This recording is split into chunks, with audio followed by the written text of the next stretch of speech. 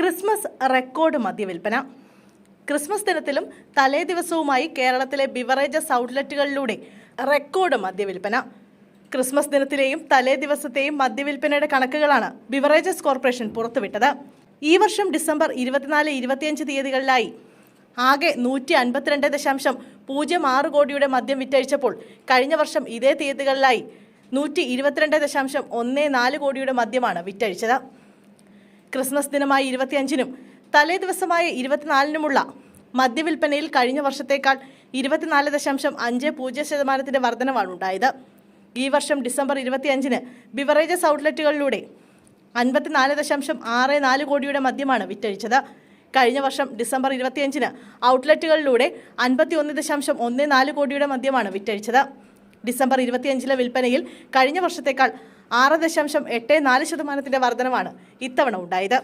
ഈ വർഷം ഡിസംബർ 24-ന് ഔട്ട്ലെറ്റുകളിലൂടെ 71.40 കോടിയുടെയും വെയർഹൌസുകളിലൂടെ 26.02 കോടിയുടെയും അടക്കം ആകെ 97.42 കോടിയുടെ മദ്യമാണ് വിറ്റഴിച്ചത്. 2023 ഡിസംബർ 24-ന് ഔട്ട്ലെറ്റുകളിലൂടെ 71 കോടിയുടെ മദ്യമാണ് വിറ്റഴിച്ചിരുന്നത്. ഡിസംബർ 24-ലെ വിൽപ്പനയിൽ 37.21% വർധനമാണ് ഇത്തവണ ഉണ്ടായത്. ക്രിസ്മസ് പുതുവർഷ മദ്യവിൽപ്പനയിൽ ബിവറേജസ് കോർപ്പറേഷന് കഴിഞ്ഞ വർഷം ലഭിച്ചത് 543 കോടി രൂപയാണ്. ഡിസംബർ 22 മുതൽ 31 വരെയുള്ള 10 ദിവസത്തെ വിറ്റുവരവാണിത്.